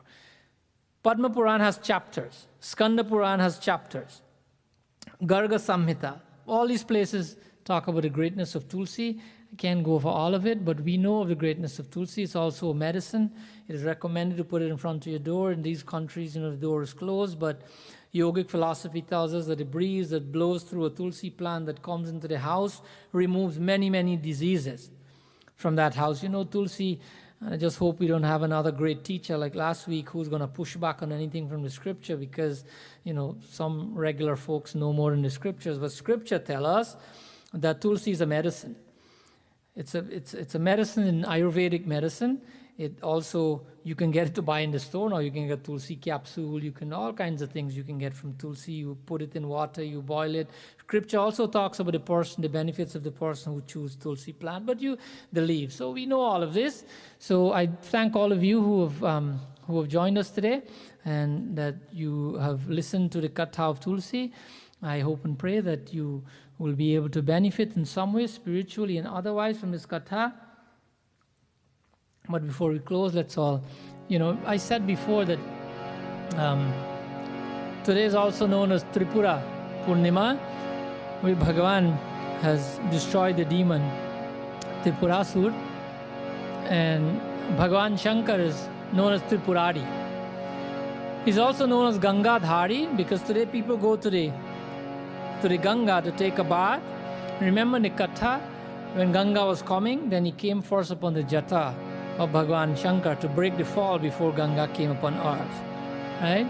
So let's do a small bhajan of maybe one verse of the greatness of Tripurari, Bhagavan Shankar, in that name, and taking off the load of Ganga to come to earth, not to cause any destruction, but to bring blessing.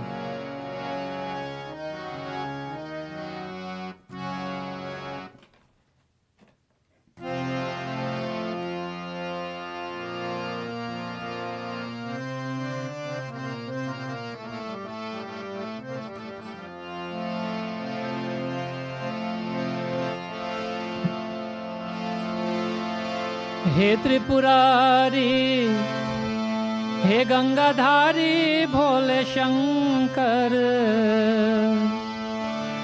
भस्म रमाय भक्त सहाय है कैलाश के वासी. हे Tripurari, he is Gangadhari, he is Shankar. Bhasma Ramai means he has bhasma, ash, smeared on his entire body. He's Bhakta Sahai, the one who helps his devotees. He's Kailash Vasi. He resides on the Kailash mountain. So group of voices together. He Tripurari, हे गंगाधारी भोले शंकर भस्म रमाए, भक्त सहाय है कैलाश निवासी, दिखा दो छवि अविनाशी, है तेरे भक्त विलासी, अखिया दर्शन की प्यासी, हे त्रिपुरारी गंगाधारी।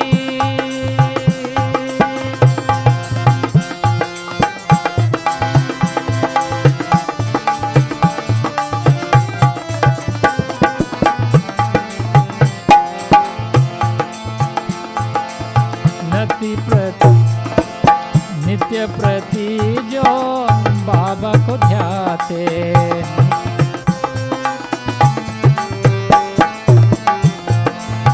नित्य प्रति जो बाबा को ध्याते, मंदिर में उनका ध्यान लगाते, पुष्प चढ़ाते, पुष्प जलाते, भजन है गाते तेरे शंकर, पुष्प चढ़ाते, पुष्प चढ़ाते, भजन है गाते तेरे शंकर, सुन लो पुकार, करो उदार है कैलाश की वासी, दिखा दो छवि अविनाशी, तेरे भक्त विलासी, दर्शन की प्यासी, हे त्रिपुरारी गंगाधारी।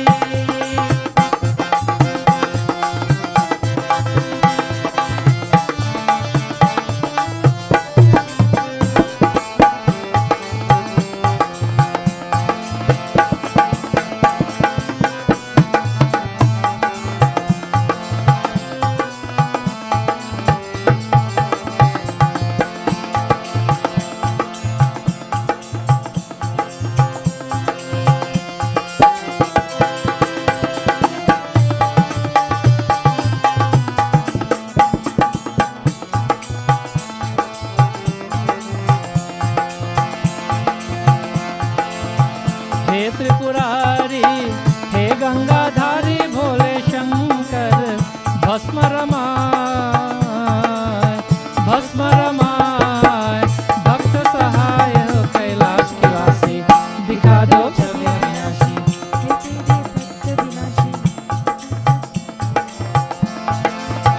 हे त्रिपुरारी, हे गंगाधारी भोले शंकर भस्म रमाए, भस्म रमाए, भक्त सहाय है कैलाश की वासी, दिखा दो छवि अविनाशी, तेरे भक्त विलासी, अखिया दर्शन की प्यासी, हे त्रिपुरारी गंगाधारी। कैलाशपति महादेव की जय।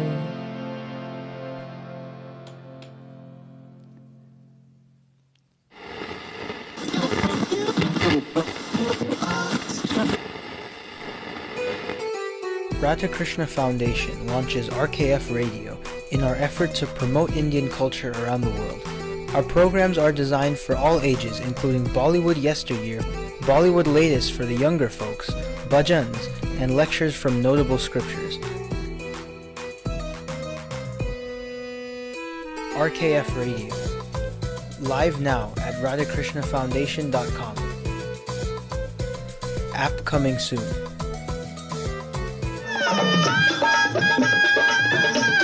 Radha Krishna Foundation presents on Friday, March 26th, live on Facebook and YouTube. Ranga Barsi 2021.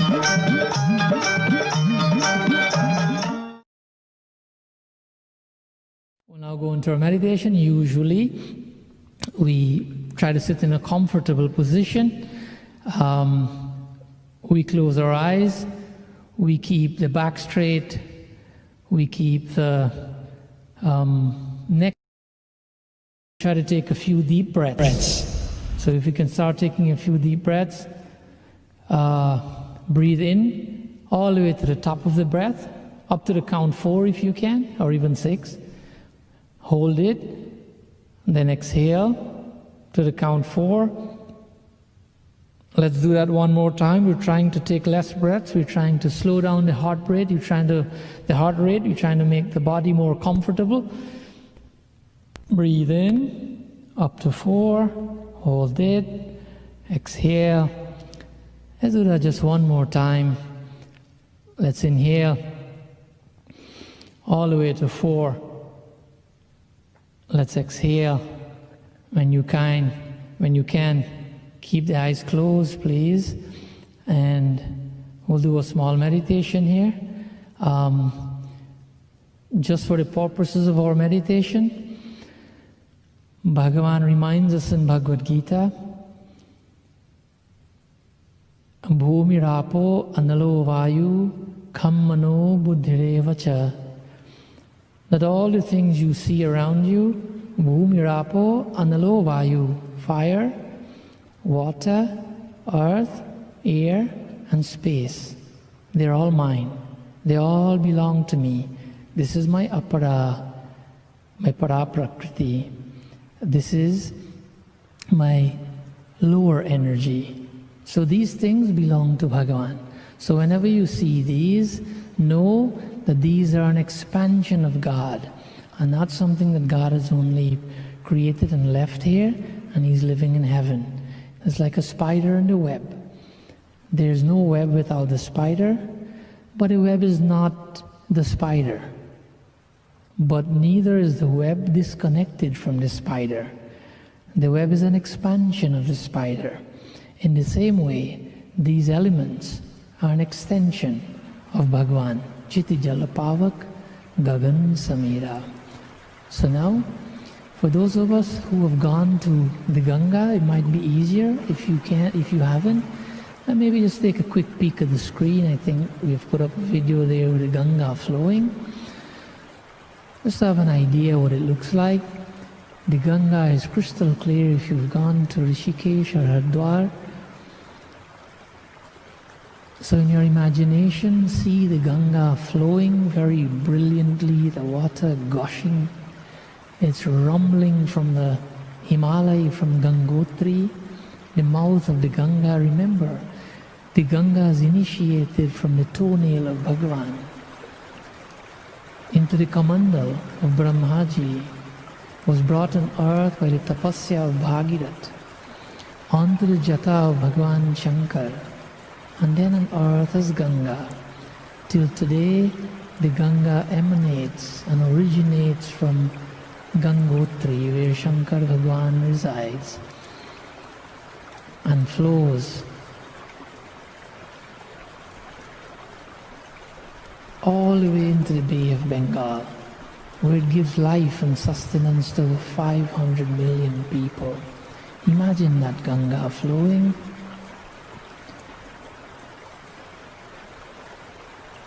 Enjoy the peace of the sound, of the vision of the Ganga. And as devotees, when we go to the Ganga, we make a little offering. That offering, more times than not, is in the form of a little flame, a little fire. And so imagine that you've been given a diya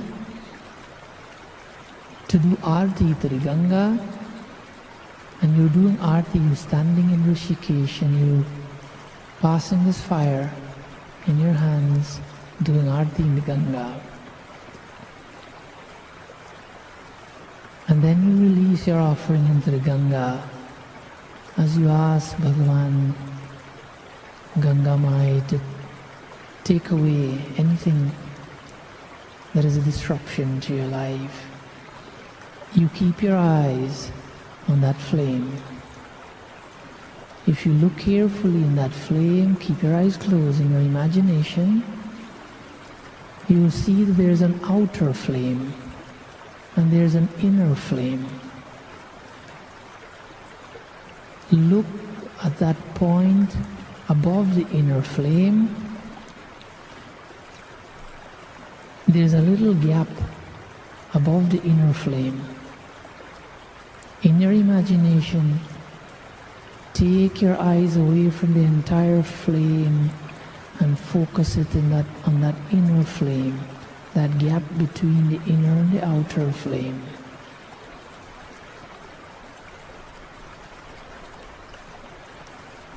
There are many people around us singing and chanting. The Ganga represents the water that we're made of, God's energy. The diya consists of all the other things that God says that belongs to Him. The earth, an earthen diya. It needs the wind, it needs the air to keep lit.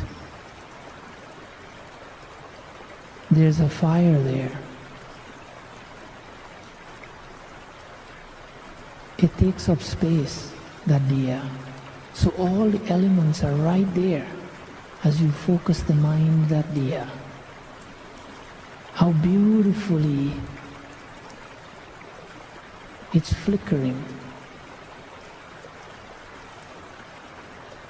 All these things that we see around us, the water and all the other elements, all the people, in our spiritual lives, these represent the distractions that we'll face in life. Distractions meaning these are the things that the mind is locked onto. So this time, we'll take our gaze upwards. Let's stop looking at the diya, let's stop looking at the Ganga and the people, and look upwards, like we're looking into space. As you look into space, you'll see the clouds, and the clouds are moving and blocking you from seeing the vastness of space. These clouds represent your thoughts. We have space, we have people and distractions on earth, and now we have clouds that represent our thoughts. These are also distractions in our lives, in our meditation.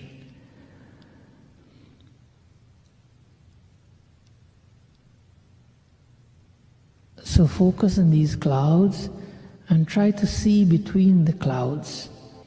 Try to see beyond the clouds, there is space there. Like when we're traveling in an aeroplane above the clouds, there's nothing there, it's only vastness.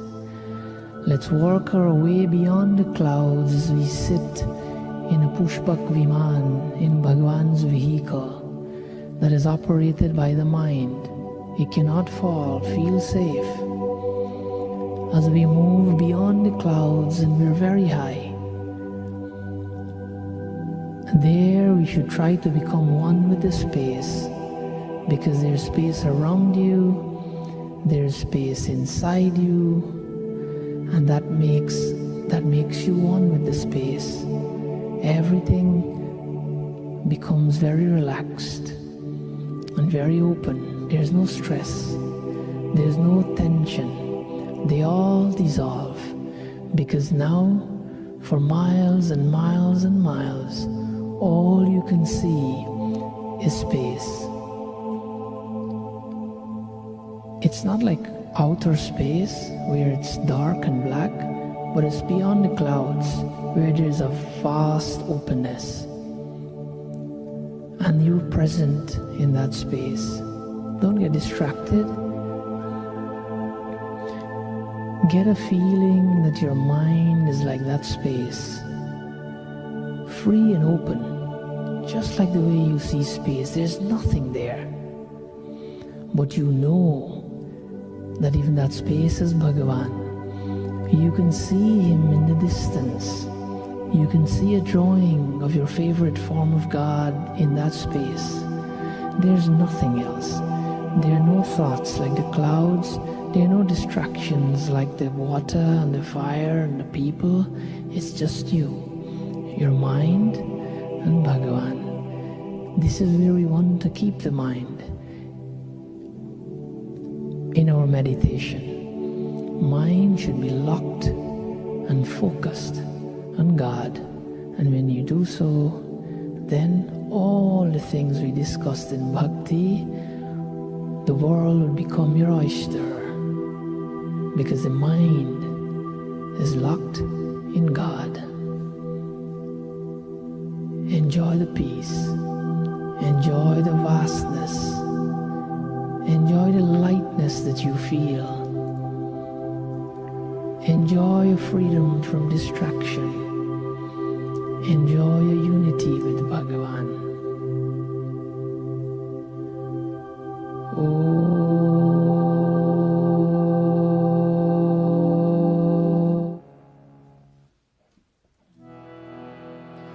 Vrindavan Bihari Lal Ki Jai. Before we do our closing prayers, again I'm appreciative of all the teachers of Sanatan Dharma who have joined us this morning. My dad, Pandit Satyacharan Sharma, my mamu, Pandit Hari Prasad, dad here, Pandit Hardwar, Pandit Chandraban Hardwar, and his son, Dr. Brahm Hardwar, has joined us. My chacha, Pandit Lokmanya Tilak Sharma, has joined us also. And my dear chachi, who has always joined us, a teacher of mine as well, Srimati Indrani Sharma. To all the other Pandits, Pandit Tulsi, Pandit Amit from Canada, Pandit Amit from Guyana, all the other Pandits, Nishal, Pandit, to all of you, we're grateful to have you in our satsang and hope that you'll enjoy this Tirat day. Before we close, I just want to ask you to join in prayers. This is older gentleman who I know from Guyana when I was there. This happens to be the brother-in-law of my chachi from England. Uncle Rudy has passed away some weeks ago, and so we want to ask Bhagavan to bless his soul so that his travels now can be very comfortable, and we ask Bhagavan to bless his soul with a place with him. We pray for the surviving relatives, my chachi and all her other siblings and their extended families, that Bhagavan will bless them with understanding, strength and inspiration. We also pray for a devotee who joins us every Sunday in our satsang. Her name is Miss Olga Hughes.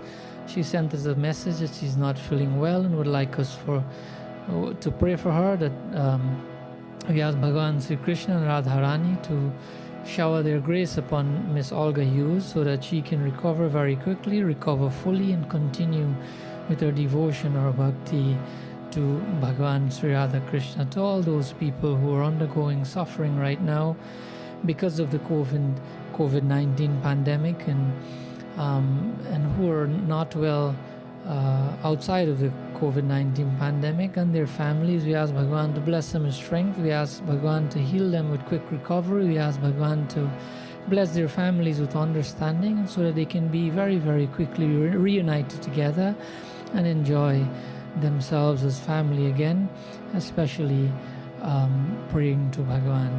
To everyone who needs Bhagavan blessing, O Lord, do bless them with your divine hands to bring healing, to bring comfort, to bring inspiration to all of them. Atma tvam girijamati sahachara prana shariram griham pujate vishayo prabhogarachana nidra samadrishtati sanjara padayo prarakshana vidhi stotrani sarvagiro yadayata karma karomi tathadakhilam shambho tava radhanam. Om Shanti Shanti Shanti. We now join in our closing prayers.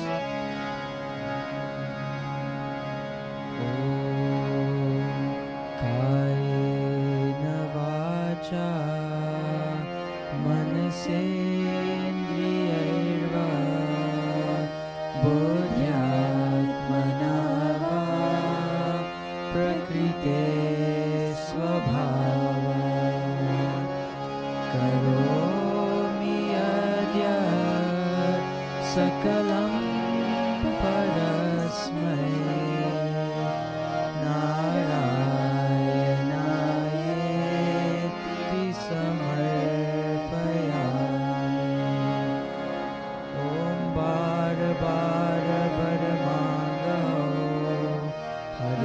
देहु श्रीरंग पद सरोजन पायनी भक्ति सदा सत्संग ओम त्वमेव माता च पिता त्वमेव त्वमेव बन्धुश्च सखा त्वमेव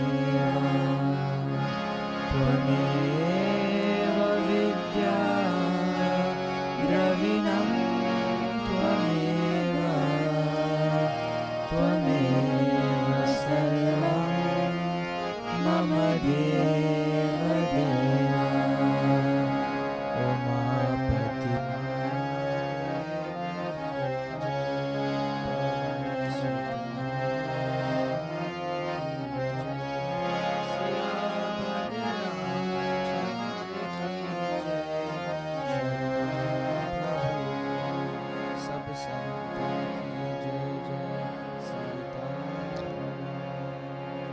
जय जय श्री राधे जय जय श्री राधे जय जय श्री राधे राधेश्वरी राधा रानी की.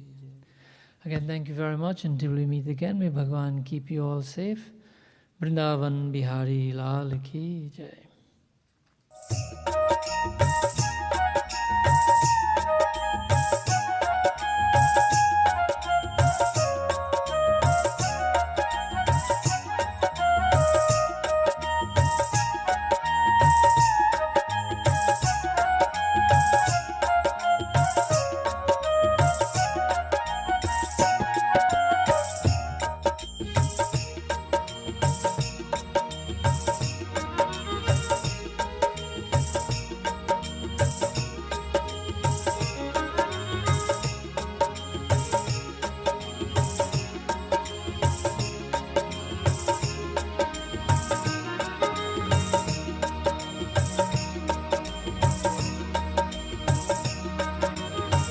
This live satsang is presented by Radha Krishna Foundation in light of the ongoing lockdown and in support of Sri Lakshmi Mandir of West Palm Beach, Florida.